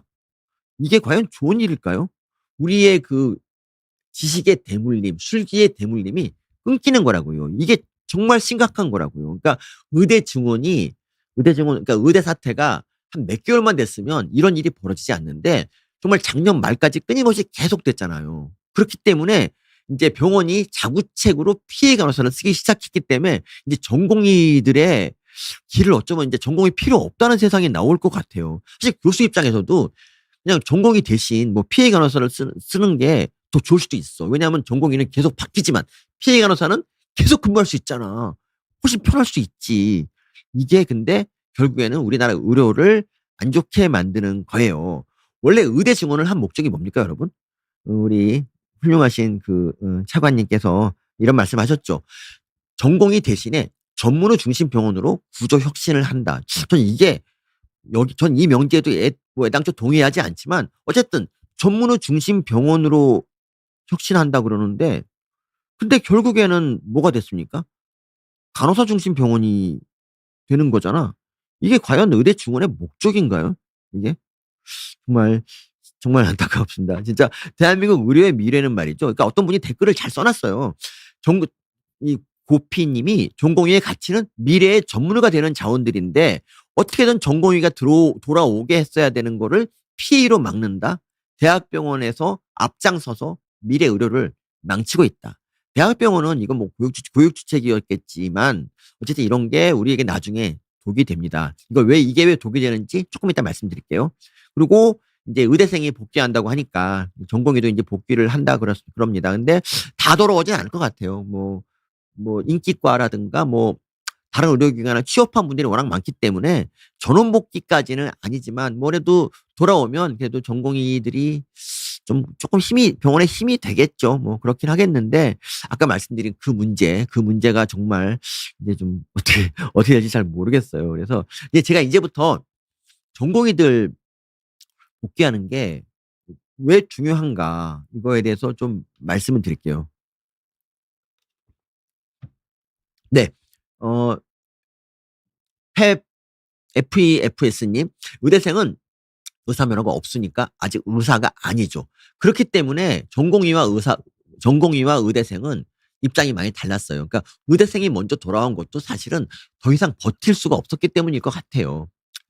그리고 아는 형이 2011년에 레지던트 1년 차 외과 의사에 그래서 3시간 엎드려 자고 일했는데 지금은 주 52시간들이라 레지던트도 잠은 보장되는데라고 하셨습니다. 네, 그렇습니다. 네, 프랑스와 조스카님. 예, 의대는 도제식으로 진짜 후배 제자들을 양성해야 되는 그런 과정인데 이게 이제 무너졌다는 게 이번 의대 증원의 가장 큰 문제점입니다. 자, 여러분 이제 이 말 할게요. 평균 기대 수명이 높은 국가 탑 10.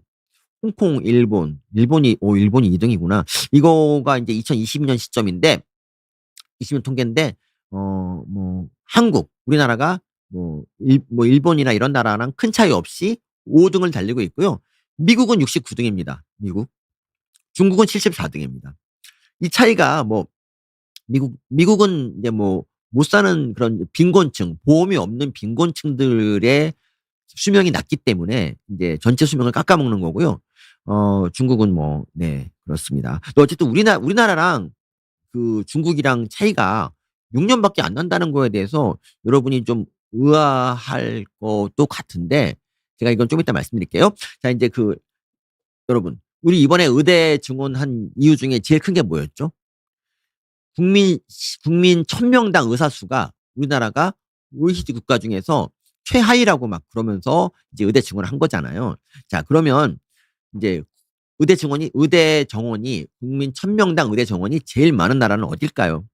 제가 한번 전에 쿠바 한번 얘기한 적이 있는데 쿠바가 그러니까 인구 1000명당 의사 숫자가 8.2명이야. 세계 최상위권이야. 그래서 이제 오죽하면 얘네들이 국제사회에서 막 인도적 지원도 한대. 근데 이제 2020년에 경향신문이 뭐라 그랬냐면 이제 의료 강국 쿠바, 코로나 쿠벤저스라고 이제 이거를 어벤져스 따라서 쿠벤저스라는 이름을 지었나 봐요. 그래서 이제 의료 강국이라고 쿠바를 얘기하고 있습니다. 근데 여러분 이런 생각이 들죠? 의료 강국 쿠바의 이 경향신문 김양미 기자님은 그러면 아플 때 의료 강국 쿠바에 가서 수술을 받을까요? 별로 안 그럴 것 같지 않습니까, 여러분? 그리고 쿠바는 의료 강국인데 수명이 2020년 통계에 의하면 77.8세예요. 신기하지 않습니까? 무슨 의료 강국이 우리보다 수명이 작지? 물론 이제 수명이라는 게 꼭 의료만 갖고 따지는 건 아니지만 수명은 그 나라의 평균 수명은 의료 수준을 따지는 굉장히 중요한 척도란 말이죠. 근데 이거를 왜 77.8세밖에 안 될까? 공부를 한번 예로 들어볼게요. 어떤 이제 반에서 30명이라고 한 반에 30명이라 한다면 한마디면 60명이라 할 뻔했어. 60명이라도 너무 옛날 사람 소리 듣죠? 한 반이 30명이라 그러면 30등 하는 친구가 있다 쳐봐요. 걔가 공부를 열심히 이제 갑자기 마음을 잡았어. 공부를 막 해. 그러면 이제 다음 시험 20등 되고 그 다음에 시험에 15등까지 간단 말이야. 15등까지 딱 가는 건 쉬워. 왜냐면 그 나머지 공부 안 하니까. 근데 15등부터 이제 올라가기 진짜 어려운 거예요. 그러면 제가 옛날에 정말 처음에 반에서 20등 정도 했다가 올라오는데 진짜 힘들었어. 와, 그날 진짜 그 다음 시험에서 9등하고 그 다음에 반에서 그 다음에 6등하고 5등하고 3등까지 했다가 다시 6등을 하고 막 이러다가 막 나중에 이제 2등까지 했던 그런 기억이 나는데 막판에 진짜 한 명 한 명 올리기가 진짜 어렵다는 거야, 이게. 그렇거든요? 의료도 마찬가지예요, 여러분. 수명이, 그러니까 의사가 많으면 수명 올릴 수 있지. 하지만 의사가 많다고 무조건 수명 올릴 수 있는 게 아니라 마지막 수명을 거기서 몇 개월씩 올리는 게 힘들다는 거야, 이게. 그러니까 의료 시스템이 완비가 되면 어느 정도까지 수명 올릴 수 있지만 마지막에 하이테크 정말 좋은 수준 높은 그런 병원들이 존재해서 희귀한 병으로 죽는 사람이 줄어들어야 수명이 줄어드는 거예요. 수명이 늘어나는 거거든. 요 몇 년을 늘리기까지는 수많은 돈, 우리나라 건강보험이 많이 들어가고 의료 기술이 동원되는 겁니다. 이게 어렵다는 거야. 그래서 이거를 담당하는 게 누구냐? 이게 바로 우리나라 건강보험에서 보시면 지금 4대, 그러니까 우리가 평균적으로 보세요. 우리나라 건강보험의 보장률은 65%밖에 안 됩니다. 나머지 35%를 우리가 내죠. 물론 우리는 다 실손보험 들었지만 65% 우리가 낸다고. 그러니까 100% 중에서 65%밖에 안 낸다고. 하지만 보세요. 4대 중증 질환에 대해서 여기에 대해서는 국가가 돈을 많이 쏟아붓고 있어요. 보시면 81.8%, 봐봐, 심장질환 90%, 식이난치성 89, 뇌혈관 88, 암질환 76.3%. 우리 국가에서 이렇게 식이난치성 질환들에 대해서, 또는 중증 질환에 대해서 보장을 해주기 때문에 우리나라가 수명이 올라가는 거예요. 여러분, 암 한번 걸려보신 분, 좀 수없이 얘기하지만 암 한번 걸려보면 암으로 인해서 막 절망적이고 괴롭긴 하지만 CT 찍을, 그러니까 무슨 검사를 하든지 5%밖에 안 내는 그 신통한 경험 있지 않습니까? 그 경험이 암이 낫고 나서도 잊혀지지가 않잖아. 우리나라는 그런 나라입니다, 여러분. 그렇기 때문에 우리나라가 수명이 요 꼭대기에 있는 거라고요. 그래서 예를 들어 볼까요? 폐섬유증이라고 있어요. 폐섬유증. 폐섬유증이라고 있는데, 어, 폐섬유증은 뭐냐면 이제 폐가 이유 없이 굳으면서, 폐가 원래 이제 뭐 확장도 하고 막 이렇게 하면서 숨을 쉬어야 되잖아. 그 폐의 기본 기능은 모세혈관을 통해서 산소가 이렇게 교환되는 거야. 산소가 이제 들어가야 되는데 폐섬유증은 벽이 두꺼워져 가지고 이 산소 교환이 안 돼. 그래서 호흡이 마비되고 결국 죽는 거야, 이게. 유일한 뭐 약이, 이걸 늦추는 약은 있을지언정 이게 완치는 아니야. 그래서 결국 완치는 뭐냐? 이거는 폐이식이 유일한 방법이에요. 그러니까 폐가 알 수 없는 이유로 굳어지고 그로 인해서 계속 진행이 되면서 숨을 못 쉬게 돼서 결국 죽는 거라니까. 그 말론 브랜드 65세에 폐섬유증을 받아서 투병 끝에 뭐 사망했고, CJ 뭐 부회장도 사망했던 이런 경우인데, 이 가수 유열 씨가 있어요. 유열 씨. 유열이 사랑이 그리워할 사랑을 그리워, 뭐 이 노래 부른 거야. 그리워할 때 뭐 이런 노래 부른 사람인데, 유열 씨가 왼쪽과 오른쪽이 뭐 물론 이제 시차는 있겠지만 너무 다르지 않습니까? 이분이 폐섬유증으로 인해서 거의 죽어가기 직전이었다고. 그래서 이렇게까지 나이가 들었는데 이분이 폐이식을 통해서 삶을 찾은 거야. 서울대병원의 박세미라 선생님, 박지명 교수님, 감사합니다. 그리고 2017년에 이제 첫 의심 소견을 했고 2년 후에 확진이 된 다음에 체중이 15kg가 빠지고, 그리고 이식 받고 이게 이제 올해 5월 달에 이제 그 재활을 치료해서 훈련 지속 건강 좋다고 하고 뭐 은혜 갚으려고 사후 장기 기증했다 이러는데, 여러분, 이게 5월 달 기사인데 7월 달에 이런 기사도 있더라고요. 국내 최초로 로봇 폐이식 수술 성공. 로봇 폐이식이 뭐냐면 로봇이 수술한다는 게 아니라 의사가 첨단 기구를 이제 조정해서 수술한다는 얘기고, 이렇게 되면은 시야도 좀 넓고 그래가지고 수술을 훨씬 더 절개 범위를, 그러니까 요만큼 짤 거를 요만큼만 짤 수 있고, 그래서 더 빨리 일상생활로 돌아갈 수 있는 거야. 그러니까 보시면 절개 범위가 적고 출혈과 통증이 적으면서 회복 속도가 빠른 게 장점이다. 그래서 수술 부위를 뭐 입체적으로 확인하고 뭐 이러는데, 어쨌든 우리나라는 이식 수술이 뭐 간이식부터 시작해가지고 이식 분야에 있어서 우리나라 거의 세계적인 수준입니다, 진짜. 그 로봇 이런 수술도 로봇 기기가 거의 세계에서 제일 많이 들어왔을 걸? 경쟁적으로 들어왔을 거예요, 아마. 그래서 이렇게 우리나라는 이 폐이식 정도도 얼마든지 할 수 있는 병원이다. 여기까지 이제 잠깐 말씀드리고, 자, 이제 쿠바는 시설이 낙후됐다고 이웃님께서 정확하게 말씀을 해주셨고요. 예, 쿠바 교회 가면 진짜 그래요, 쿠바. 그러니까 사실 의료는 경제력이라도 관계가 있기 때문에 쿠바가 의료 광부일 수가 없어. 그리고 기본적으로 한국이 최고죠, 당연히. 아니, 미국에서 우리나라 와서 치료받는데 이거 뭔 증거를 더 되겠습니까?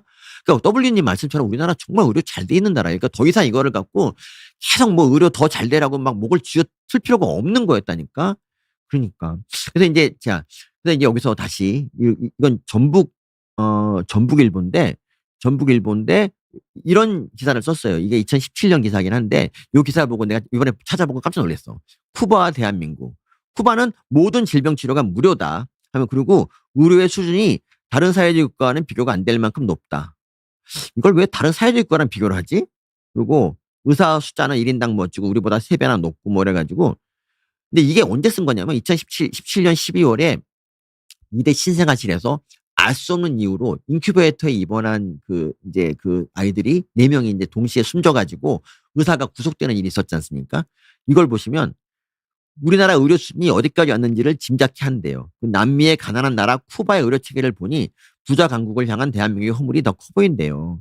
그 참고로 신생아실에서 쿠바는 신생아실이 있는지도 모르겠고 신생아가 사망한 건 정말 안타깝지만 그 신생아가 사실은 인큐베이터 안에 있는 그러니까 막 2kg가 안 된 그런 아이고 그 아이들의 사망률은 일반 신생아보다 훨씬 높아요. 그러니까 이거를 뭐 신생아라고 하기보다 정확히 말하면 그 인큐베이터 들어있는 그런 아이들이라고 얘기하면 훨씬 더 정확할 텐데 사실 그리고 의사들은 나중에 무죄를 받았잖아요. 그러니까 그 뭐 뭐 비극적인 일이지만 이런 일이 뭐 전혀 없을 수는 없는데 이걸 가지고 우리나라 의료 수준을 깔아뭉개는 이런 기자님, 이런 김은정 기자님 같은 분이 계십니다. 근데 이분이 또 뭐라 하냐면 저작권자가 전북일보라고 무단 전제하지 말라는데 이것도 지금 무단 전제인가? 뭐 어쨌든 그렇습니다.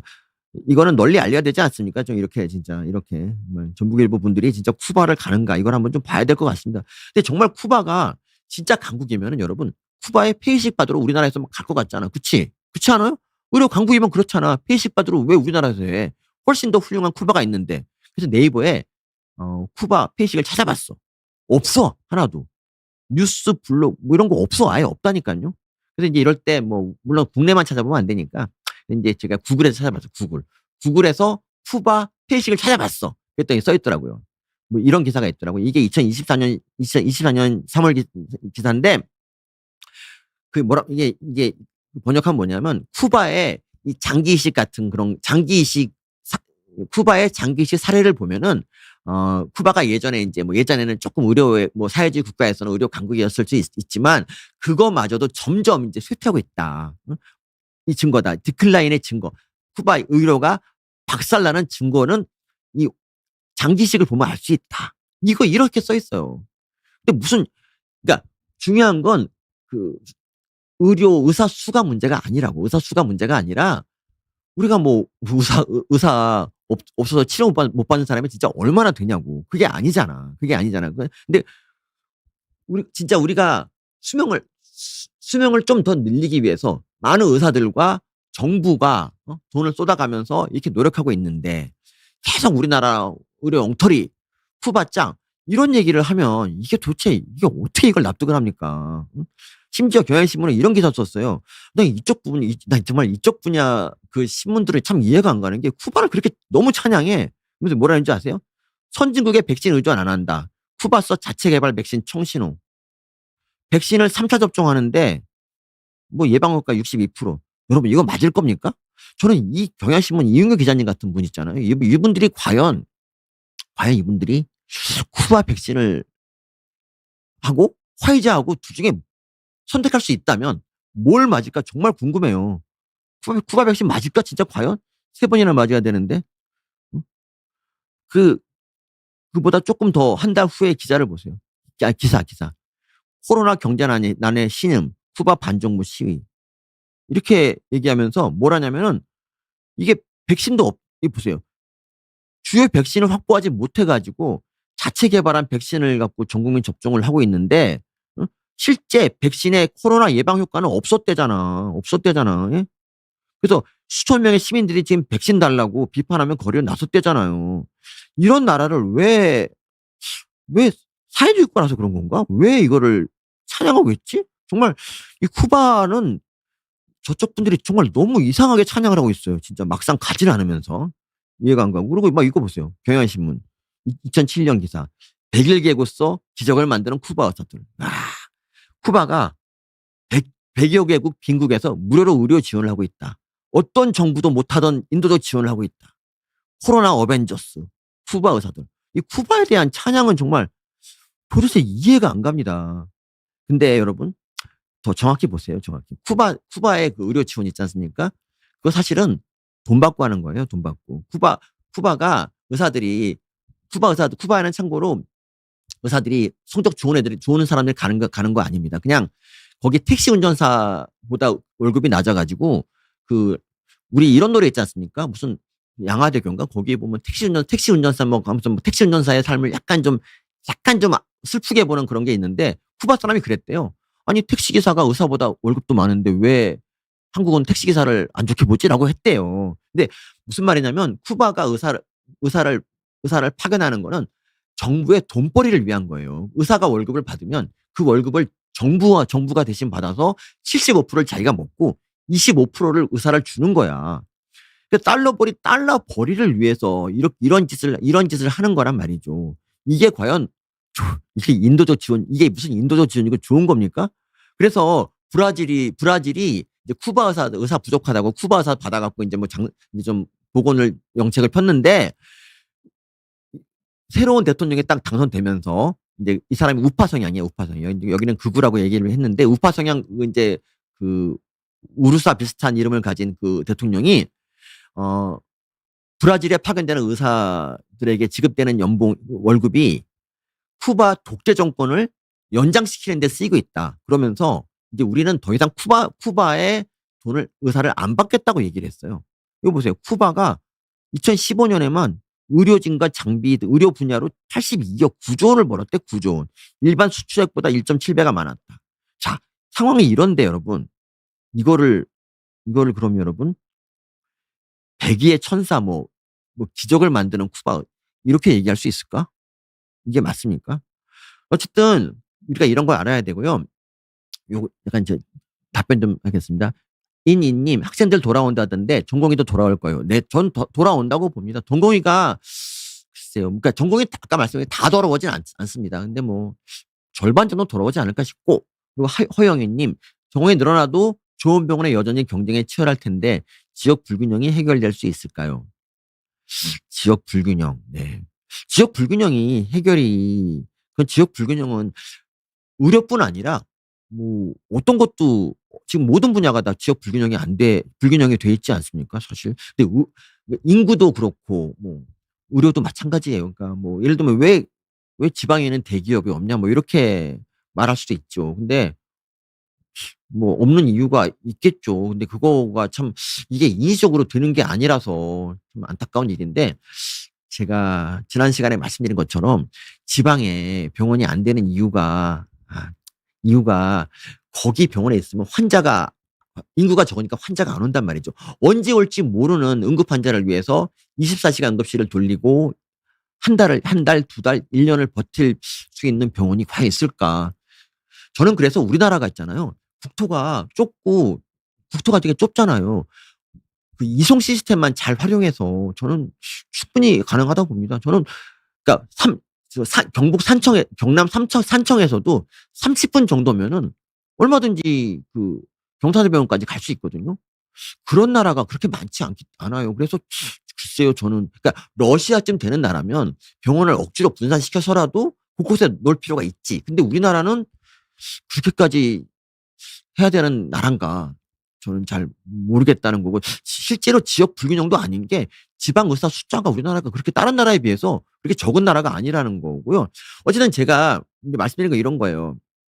이제 국민이 의료에 대해서 잘 모른다. 그러면 정치권이 표를 위해서 무분별한 정책을 남발하게 됩니다. 그리고 그 피해를 국민이 보죠. 사실 국민들한테 물어보는 거죠. 의대 정원 너무 적은데 20년 동안 동결인데 늘려야 되지 않겠냐? 국민 너무 좋아요. 왜냐하면 의사 숫자가 이제 적어서 의사들이 떼돈을 번다고 생각하고 그것 때문에 배 아파하는 사람이 있거든. 그래서 이 사람들은 그냥 의사에 대한 반감 때문에 그냥 90% 찬성하는 겁니다. 이분들 중에서 당장 갈 병원이 없어서 힘들었던 사람이 있을까? 전 잘 모르겠습니다. 의사 부족하다고 90%가 찬성하고, 그리고 의대 증원을 90%가 찬성하는 나라. 이러면 정부가 총선 때 표를 위해서라도 의대 증원을 갑자기 발표할 수도 있는 거죠. 그렇죠? 그리고 이런 선동, 의대 정원 확대해야 된다. 누가 선동하면 넘어가게 되는 거죠. 그렇죠? 그래서 이제 여기서 이런 것도 하잖아요. 여기서 이제 보건의료노조가 뭐라냐면 지역 의사 제도를 도입하자. 이제 지역 필수 의사제가 뭐냐면, 그러니까 어떤 특정 지역에서 10년 동안 근무하는 조건으로 의사가 되는 그런 사람들, 그런 걸 만들자는 거야. 이게 바로 지역 필수 의사제. 이런 거. 이런 게 과연 참 가능한지도 모르겠고, 이게 하나 물어볼게요. 그러면 지역 필수 의사제가 있어갖고 그 지역 필수 의사가 거기 있으면 거기 지방 사람들이 그 병원 갈까요? 아니면 빅5 병원 갈까요? 아주 뭐 1차 진료가 필요한 거라면 거기 근처 가겠지. 근데 암에 걸렸을 때 뭐 소아암 같은 거 걸렸을 때 지역 필수 의료 의사한테 진료를 받을까요? 그 병원에서? 저는 아니라고 봅니다. 생명은 누구에게나 소중하고 누구나 최고의 병원에서 진료받으려고 하지 않겠습니까? 그래서 이 한국일보가 이렇게 말해요. 지역 환자들이 지금 서울에서 치료하느라고 연 4.6조를 더 쓴다. 이러면서 국립대 병원 역량 강화 시급하다 이런 기사를 이분이 썼어요. 근데 이걸 보면 마치 어떻게 보면 지방에 의사가 없어서 그런 것 같죠? 그렇지 않습니다. 여러분, 부산 살면서 KTX 타고 삼성병원 가는 분이 진짜 돈이 없어서 지방에 병원이 없어서 거길 진짜 가는 걸까요? 그렇지가 않은 거예요. 어? 제가 에어컨 예로 들어볼게요. 에어컨을. 가장 선호하는 에어컨 브랜드는 뭐냐면 LG래, LG. LG 에어컨 좋죠. 그리고 위니아도 있어, 위니아. 만도 위니아 있잖아, 위니아. 그렇죠? 그런데 막상 국내 시장 점유율 보면은 삼성이 LG보다 훨씬 높더라고요. 왜 브랜드 자체 선호는 이런데 실제 점유율은 이럴까? 저는 이게 삼성의 효과입니다. 삼성이 1등 기업이고 국내에서 최고 기업이고 그래서 모든 건 다 삼성이 좋아라고. 휴대폰도 마찬가지죠. 휴대폰도 사실 중소업체에서 휴대폰을 만들어 봤자 이걸 사겠어? 휴대폰이 뭐 1, 2만 원 하는 것도 아닌데 100만 원쯤 쓸 거라면은 이왕이면 삼성을 사자라고 하지 않겠습니까? 마찬가지예요, 여러분. 이게 그 서울에 살지 않는 암 환자의 3분의 1이 서울에서 수술한대. 그리고 소득 높을수록 비율이 높아진대요. 그러면 이게 과연 지방에 의사가 없어서 그런 거냐 이거지. 전혀 그렇지 않잖아.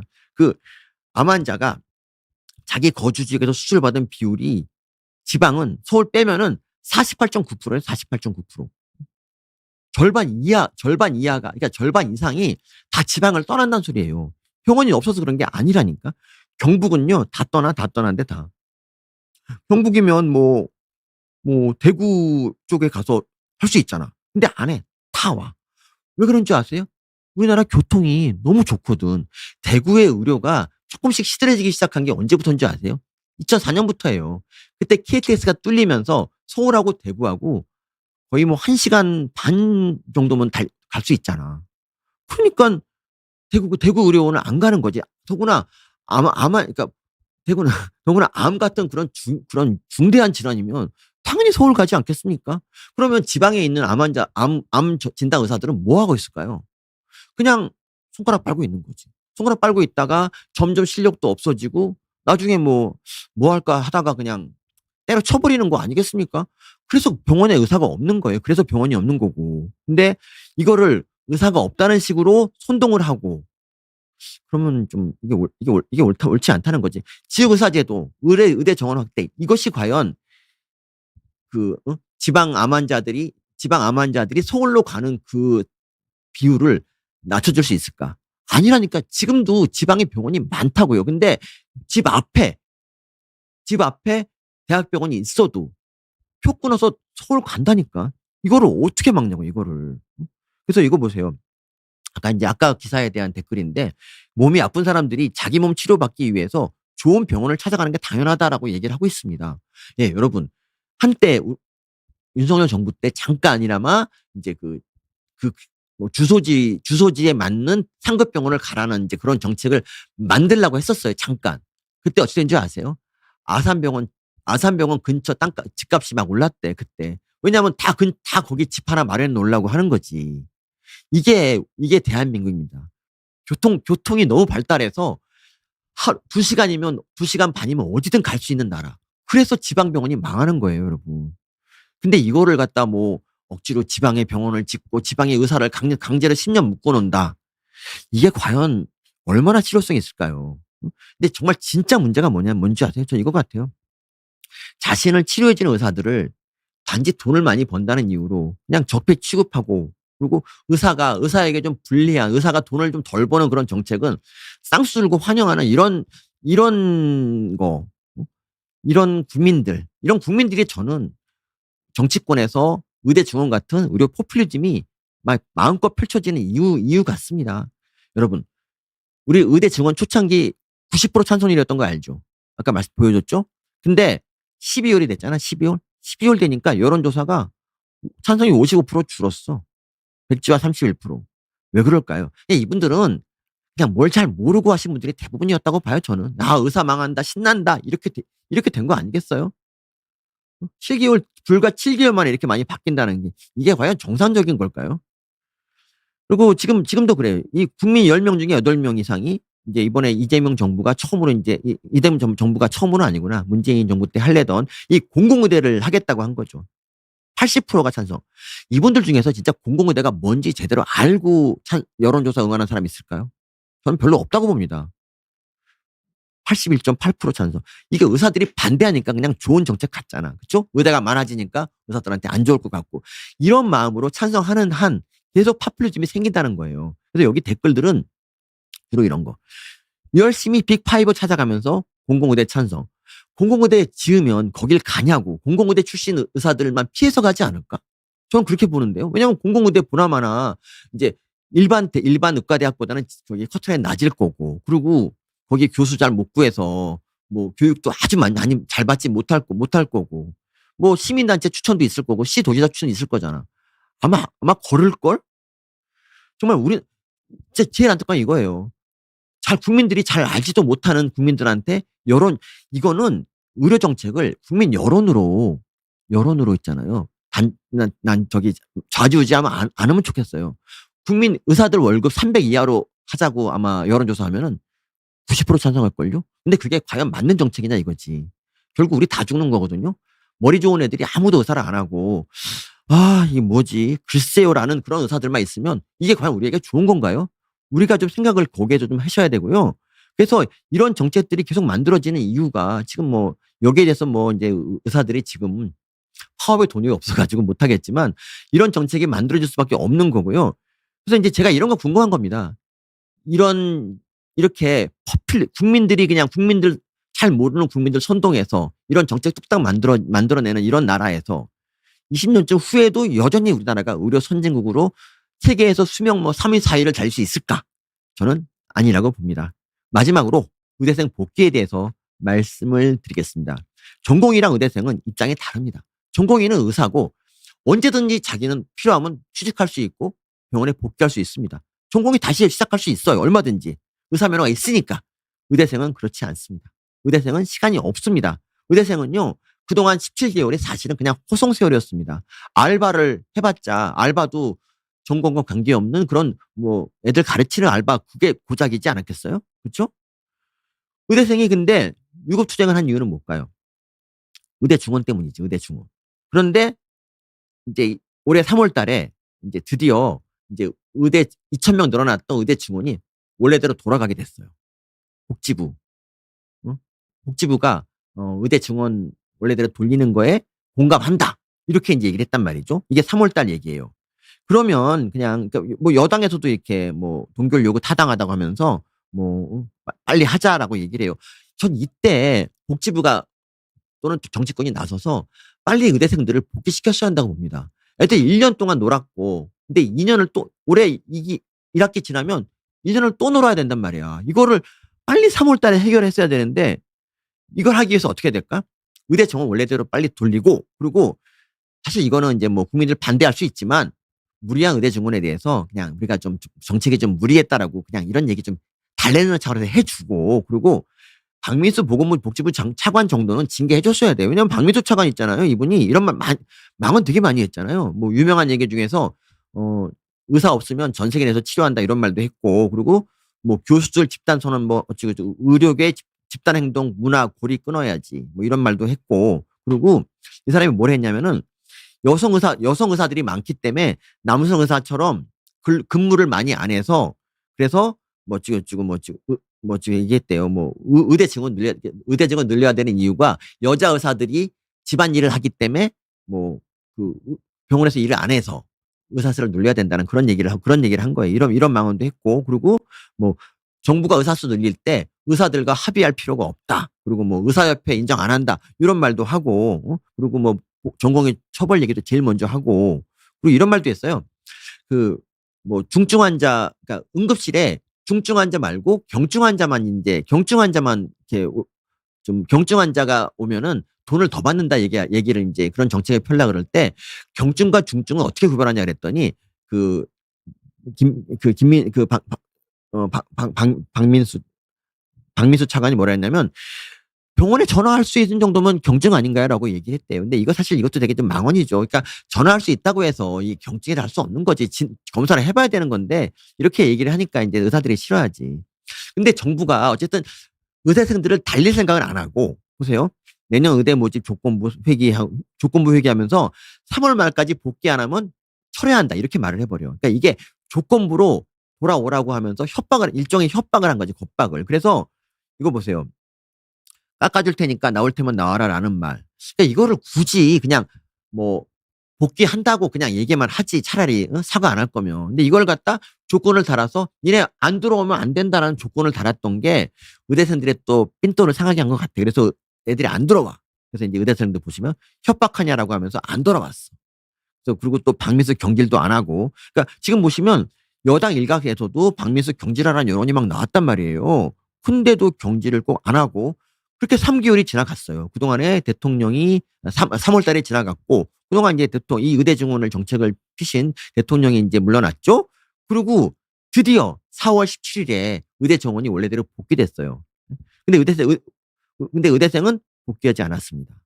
그래서 인제 그때부터 인제 막 뭐 인제 2024 학번과 25 학번, 26 학번 1 학년이 모두 3개 학년이 같이 1 학년을 맞는 트리플링을 인제 한다는 뭐 이런 또 뭐 보도가 나오고 막 그러는데, 어쨌든 의대생들이 좀 돌아온 이유가 뭐냐?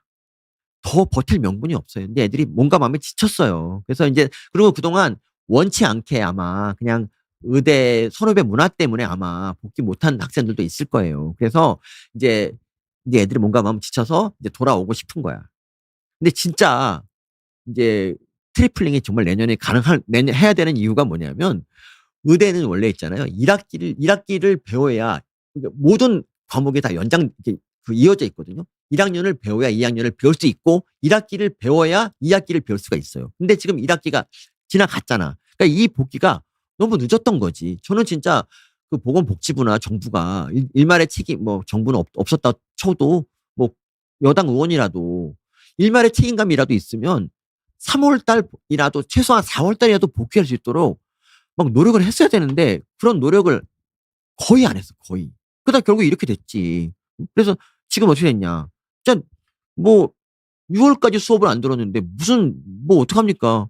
그냥 유급하는 거 다 유급이에요. 거의 대부분이 유급이 됐어요. 그래서 뒤늦게 인제 의대생들이 인제 이런 말하고 있죠. "어떻게 좀 우리 좀 2 학년 어떻게 올라가냐." 이렇게 말하니까 또 교육부가 단호해. 학사유연화 없대. 뭐 그래서 인제 뭐 이거 학사유연화를 해 주는 이거에 대해서는 여론이 안 좋더라고 보니까. 왜냐면 인제 왠지 의대생들한테만 특혜를 주는 것 같잖아. 그러니까 교육부가 좀 진작에, 뭐 교육부나 뭐 다른 데서 진작에 좀 노력을 좀 하지 말이야. 근데 인제 대통령실이 지난번에 그 총리랑 만났을 때 이런 말했대요. "학사유연화도 가능하다." 그래서 인제 의대생이 환영한다 그랬는데, 그래서 인제 요거 때문에 인제 결국 복귀를 하긴 했어요. 그런데 과연 학사유연화를 갖다 할 수 있을까? 어떻게 하지? 지금 7 월인데 학사유연화를 8 월부터 한다 그래도 야 이게 가능합니까? 8, 9, 10, 11 하고 12, 1, 2 해 갖고 넘어갈 수 있을까? 잘 모르겠어요. 그러니까 이게 예과 1 학년, 2 학년은 뭐 수업 시간이 아주 많지 않으니까 할 수 있는데, 본과 1 학년, 본과 2 학년처럼 수업이 빡빡한 그 학년이 과연 가능할지 모르겠고, 본과 3 학년, 4 학년은 병원 실습인데 이것도 어떻게 하지? 잘 모르겠어요. 저는 이게 쉽지 않을 것 같아요. 그리고 이거 복귀에 대해서 어쨌든 이 복귀되는 건 참 다양스러운 일이잖아요. 이걸 누구보다 반겨야 되는 사람이 환자 단체야, 왜냐면. 왜냐면 환자 단체라는 것도 좀 이상해. 왜냐하면 누구나 환자가 되는데 환자 단체라는 게 따로 있더라고. 근데 이 환자 단체가 이렇게 말하더라고. "의대생들 의료 공백 피해 입은 국민에 사과 한마디 없다고 얘기합니다." 이 말이 맞는 겁니까? 근데 이 환자 단체는 대체 뭐 하는 단체인지 모르겠는데, 의사들 지금까지 일관되게 의사들 욕만 했어. 힘들게 수고하는 의사들 뭐 격려한다고 커피 한 잔 서비스 이런 적 한 번도 없거든요. 항상 의사들 욕만 하는 환자 단체. 이게 있어야 되는지 모르겠어요. 그리고 지금 의대생들한테 사과하라는데 도대체 이거 보세요. 댓글 보세요. 의대생이 환자한테 어떤 피해를 줬죠, 여러분? 의대생이 휴학했다고 대체 환자들이 무슨 피해를 받죠? 전공의 때문에 피해봤다면 그건 인정할 수 있지만 학생들한테 왜 그러지? 전 도대체 이건 이해할 수 없고요. 뭐 그렇습니다. 어쨌든 학사유예나 뭐 방학 등을 통해서 정규 과정을 다 소화하겠다고 강조했지만 여러분 방학이 벌써 4분의 1이 지나갔다는 거. 그래서 이게 진짜 문제고 정말 아쉽습니다. 이거 그냥 어차피 3월 달에 원래대로 복귀한다 그러면 그냥 어쨌든 의대생 복귀를 위해서 정말 최선을 다했다면 의대생들이 그때 돌아갔다면 참 좋았을 텐데 이게 너무 안타깝고요. 여기 제가 인제 이 말 당부하고 싶습니다. 여러분 의사들이 돈을 많이 번다고 해서 배가 아플 수 있어요. 그런데 의사는 적이 아니라 우리 생명을 지켜주는 존재예요. 우리가 택배 아저씨들한테 맨날 "고마워요 택배 아저씨." 막 이렇게 하잖아. 근데 왜 의사들은 왜 못 죽여서 안달이지? 왜 이렇게 계속 저주하고 의사들을 미워하는 게 이게 맞는 겁니까? 그리고 이걸 여론조사에 그냥 반영해서 포퓰리즘적인 정책이 계속 나와서 우리 건강을 위협하고 있는 이 우리나라. 여러분 좋은 나라는 좋은 국민이 만드는 겁니다. 그래서 우리도 반의사 정서에 부안해동 하지 말고요. 제발 우리 좀 국민 의사들한테 수고했다고 말해야 하는 건 그런 건 아니지만 그냥 좀 미워하지만 좀 말아주면 좋겠어요. 의사들이 뭘 그렇게 잘못했다고 왜 그러시는지 모르겠습니다 진짜. 그러니까 이러니까 의대 증언이 나온 거 의대 증언은요. 이런 반의사 정서에서 나온 괴물이라고요. 그렇습니다. 그리고 댓글만 좀 읽어 볼게요. 티파니에서 아침을 님이 빵 터졌다고. 감사합니다. 일일 일빵 터짐을 제가 추구하고 있기 때문에 예. 그리고 이윤님 쿠바 비행기 편도로 사주겠다는 말씀도 하셨고 중국인들도 많이 우리나라 오고 있죠. 근데 중국인들이 있잖아요. 딴 건 몰라도 그 성형 이쪽에 신사동에 되게 많이 오시더라고요. 그래서 우리 성형이 글로벌 K 성형이 중국 돈도 많이 이제 얻고 있다라는 거. 그리고 예. 이웃님은 한 달에 의료보험료를 1,700 불을 내신다고. 진짜 많이 내시네요. 수술은 하버드 대학 나오신 분께 받았다고 하셨고, 네. 그리고 진짜 FEFS 님처럼 그러니까 여기 계신 분들처럼만 좀 의료에 대한 이해를 해 주시면 참 좋은데 공공의대를 왜 찬성하는지 모르겠다고 이렇게 참 말씀하셨습니다, 진짜. 그렇죠. 그리고 의사쌤들이 정당한 의술을 하고 상응하는 대가를 받는 건 당연한 건데 우리나라 외국 나가 보면 알겠죠. 우리나라 의료비가 겁나 싸다는 거. 그러니까 건강보험료까지 포함해도 되게 싼 거라는 거 말씀드립니다. 뭐 필수 의료 진료 수가 올리는 거는 사실 뭐 기대도 안 합니다. 그냥 수가 때문에 그런 게 아니라 그분들이 사실 소송 때문에 그 필수가는 소송 때문에 망한 겁니다. 그러니까 의사들을 역시 싫어하고 의사들이 뭐든지 의사들이 잘못했다. 원래 의료는 아까 불확실성 오늘 내가 강의 때 들은 얘기인데 불확실성 속에서 디시전 메이킹 의사 결정을 하는 게 의사예요. 의사 역할이에요. 그렇기 때문에 의사들이 그 돈을 버는 거고 근데 거기서 그 결정한 게 잘못된 진단이었다라고 해서 그 의사한테 돈을 엄청 소송을 이제 건다 그러면 그 의사가 정말 소신껏 이 의사결정을 할 수 있을까? 여기에 대해서 좀 우리 생각을 해봅시다. 우리 당장의 분풀이를 위해서 의사를 갖다 이렇게 패면 당장의 분풀이는 되겠죠. 하지만 그만큼 우리 건강이 썩어 들어간다는 거 꼭 명심해 주시고요. 여기 비욘디 분들 여기 의사 좀 미워하지 말라고 또 미워하지 말라 그러면 또 더 미워하더라고요. 우리나라는 그냥 주위에 미워하는 사람 있으면 그냥 비욘디 채널 한번 보여주시면 감사하겠습니다. 저희 이상으로 마치고요. 예. 다음 2주 후에 안 잘리면 그때 뵙겠습니다. 안녕히 계십시오.